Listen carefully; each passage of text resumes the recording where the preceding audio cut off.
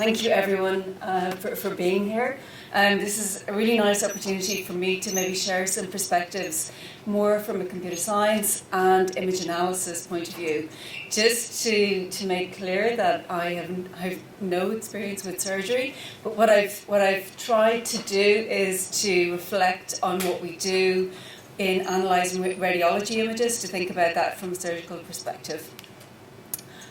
So my group, I lead the machine learning in medical imaging diagnostic group in UCD, and we analyse a lot of very diverse topics, everything from sort of cardiac AI, digital twin project, to oncology, looking at differential diagnosis, developing various different AI techniques for musculoskeletal, so not specific, so very, very diverse.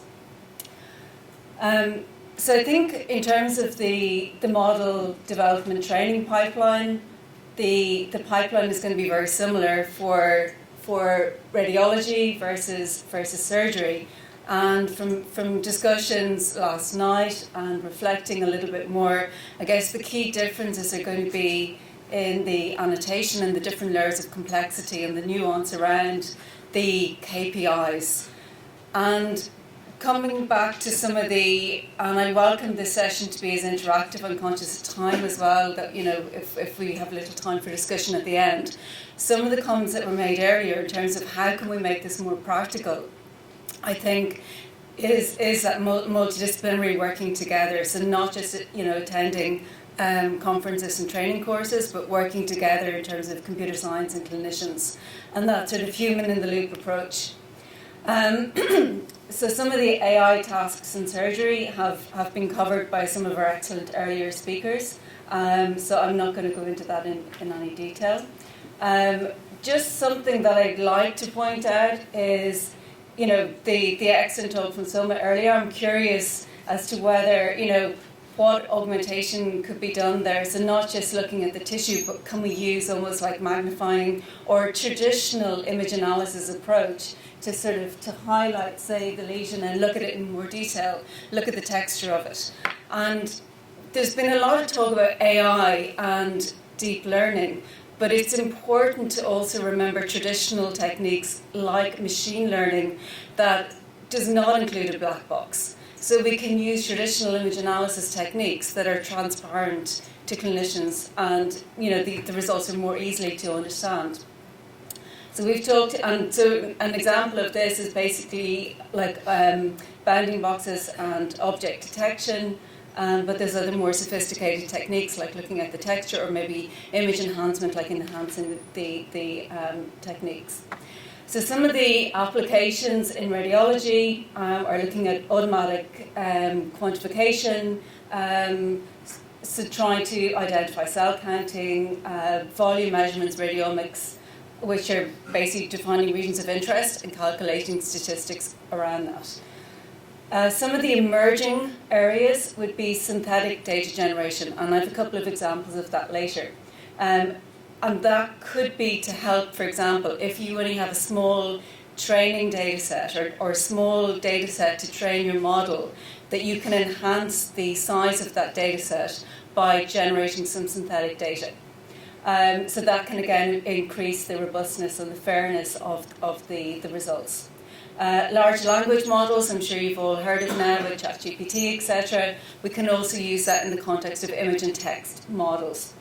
And that can help particularly from the data collection and annotation point of view. We've heard earlier from Dan talking about the tediousness and how difficult that can be. But also in terms of report generation, automating, and that interactive with the clinician in the loop. So some of the foundation models, and basically, so you've heard of some of the more common ones, something like the CLIP model, so contrastive learning, where you can incorporate some image and some text to fine-tune models from a sort of a generic, much larger data set. So here's an example here, and again it comes back to trust. So I really liked Dan's talk around metrics, but even looking here visually, So this was a paper from the Lancet, I think, and this is an example of synthetic data generation. So we can use deep learning models to generate synthetic data. And we can see here in this MRI image, we have a pointer here. So we've different sequences. So we've T1 weighted images. So we have the real images and the synthetic images in the second row. And you can see that it's actually very difficult to distinguish between them. And statistically, there was really good results as well. But I think we still need to have caution in this area. And this comes back to the trust and satisfaction and the communication. So I think there was a question asked earlier about the metrics. And, if the computer scientists know what they're doing and they give us the results are okay, should we just trust those results? And I would say no, that there needs to be a lot more interaction and discussion with both clinicians and computer scientists or engineers.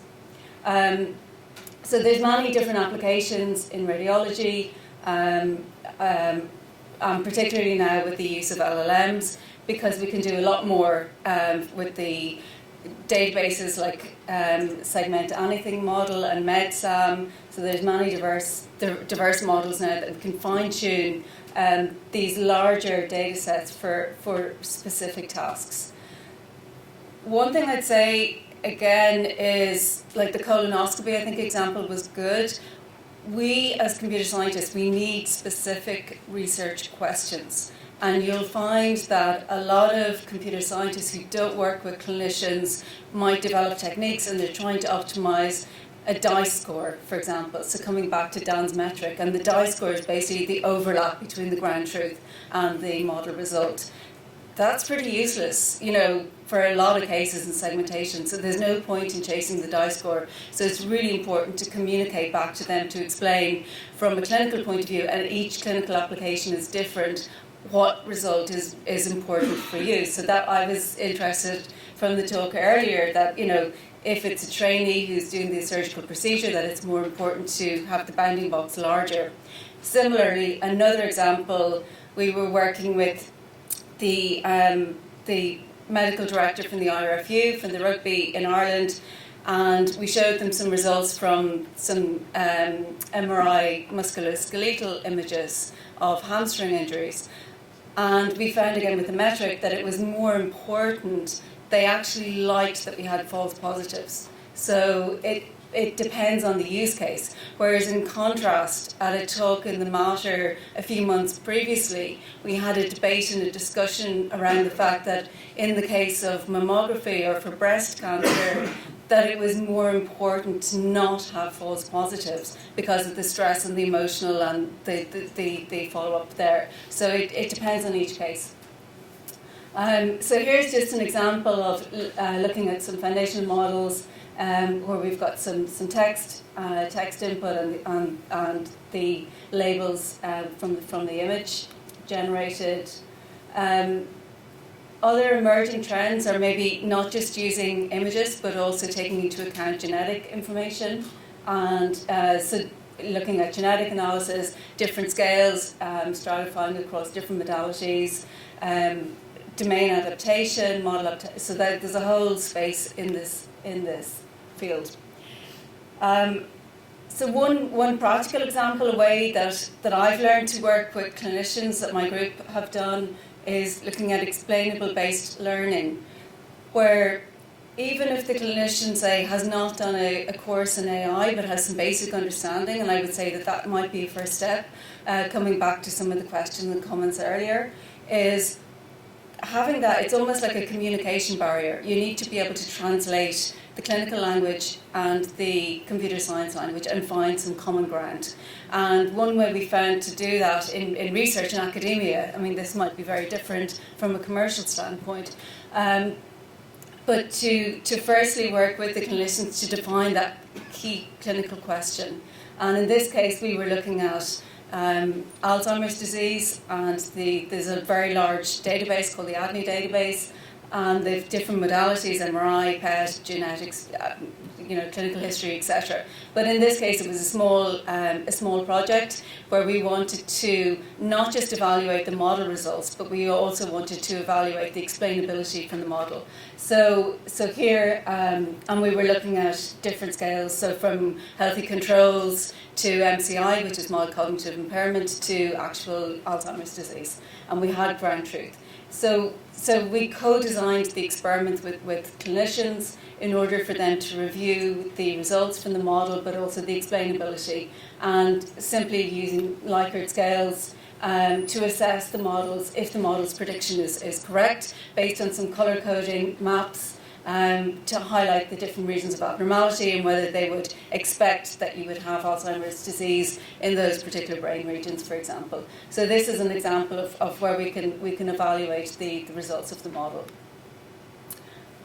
This was another project in collaboration with XMRSA, and looking at automatically segmenting abdominal muscles. And I thought this may be of interest to surgical audience, given that it's dynamic images of the abdomen in MRI, and we're looking at 3 different breath holds, and it's pre and post surgery for hernia patients. So we firstly automatically segmented the abdominal muscles. We wanted to investigate the dynamics of the muscles in healthy and patients with hernia in order to sort of later predict the occurrence or reoccurrence of hernias. So this was, hugely onerous tasks for the team, for the clinicians who defined the ground truths for the abdominal muscles, and we developed some techniques to automatically do this then. But again, I think it's really important that if this work is done, that it should somehow then be shared. So we have to work closely with the clinicians to convince them to make some of the data open source. And we're writing up a challenge at the moment for MICI for one of the computer science conferences next year to share this, so that then we'll have challenges so that more people can learn and use this rich data source. So here we can see some examples here of the breathing and the coughing and the Valsalva movement. And this was we also generated, the next step in this process was we generated some synthetic data. So this was synthetic data generation. So we've got our examples here. So this was presented recently in Paris, some real coughing and some synthetic coughing. And this is preliminary work, so looking at the mechanical functionality of the wall. So another area that we looked at here was, it's called anomaly detection, and I think this could be very helpful in surgery. So essentially, with this technique that was developed by Niamh Belton, my student, it can be trained and is used as 30 images, 30 normal, healthy images, and it can detect anything that's abnormal. So in this case, we were looking at knee osteoarthritis, so looking at x-rays. This was trained on public data. And essentially, you can see that with the technique, it uses different augmentation techniques. For example, cut paste or crop and resize to look at different regions. This is some of the details of the model, and then essentially what it's doing is looking at distance from normal. So identifies where the normal, what is normal, and then calculates the distance from that. And we got some good results from the knee on that.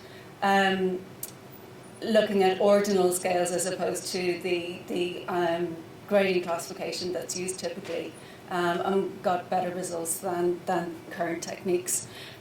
We're also, I haven't got slides for it here, but we're also working with the Mater on using the same technique for detecting anomalies in lead apron for radiation protection and from fluoroscopy images. So it can be widely applied in any application. Coming back to the metrics again, so this was looking at MRI knee images. So we can see that this is, I don't know how familiar you are with the AI techniques, but this technique is known as GradCam, where you're essentially looking at a heat map of the image. And for this data set, there was normal MRI knee images. There was an ACL, torn ligaments, and I think there was also meniscal injury. So we can see, I mean, the before and after attention is not that important here. You can see that the results improve with that. But essentially what we found was if we were just interpreting these results ourselves, we would think, oh, maybe they're not that good. But then when we went back and discussed it again with the radiologist, we realised, okay, well, where the model is actually showing higher areas of intensity are actually relevant, because there could be bone bruising or there could be other associated injuries. So there was more interpretability rather than just explainability in the model. So interpretability is really important. We can see, and it is one of the challenges of adopting AI techniques. Here again is another example, looking at some of the GradCamp techniques and some of the results from optical data. Similarly with chest X-rays, and the ability to visualise and to look at the healthy normals versus myeloma, multiple myeloma in this case. So we can see the difference between the healthy and the abnormal. And finding ways that I guess clinicians are interested in what is helpful in visualising the data, what are they interested in. This was a rare lung AI project in collaboration with Professor Cormac McCarthy, respiratory consultant in Vincent's. So here we had to work really closely to understand diffuse cystic lung disease and what the key features are. And we collated data from many different partners across the world. And this is an overview of the pipeline. So we needed to identify, defining the region of interest first around the cyst, which was a really complex task. Because for some of the more extreme cases, they mimic emphysema. So you can imagine that it's pretty impossible to define regions of interest around each of the cysts. So we had 3 different strategies for annotation. One was simply looking at a slice level annotation, whether it was normal or abnormal. But for certain cases, then we needed to get good results. We needed to hand define regions of interest around each individual cyst. And we needed to verify that with a clinician. So it can be very tedious. Here's some example results here, looking at some of the images and some of the results from this. And also from this then, we were able to generate some automatic reports. And again, speaking with Cormac, identifying what were the key features that were important in terms of visualising the slices, but also what metrics were going to be important, and providing some trust of the probability and recommendation. So here we can see another example of cardiac, so looking at explainability in cardiac. I'm not going to go into details of the technique, but for example, again, it's looking at distance metrics from concept activation vectors. So we're trying to define concepts, but it can be very challenging to then validate that information. If we discover concepts, how we actually validate that. So these are just some prelim results of explainability, for example, in different cardiac disease. So I'm going to wrap up. So just to give you a future perspective, so the trends are actually leaning towards self-configuring model training pipelines, and foundational models are definitely the way of the future in medicine. So thank you all for your attention, and just to acknowledge my work.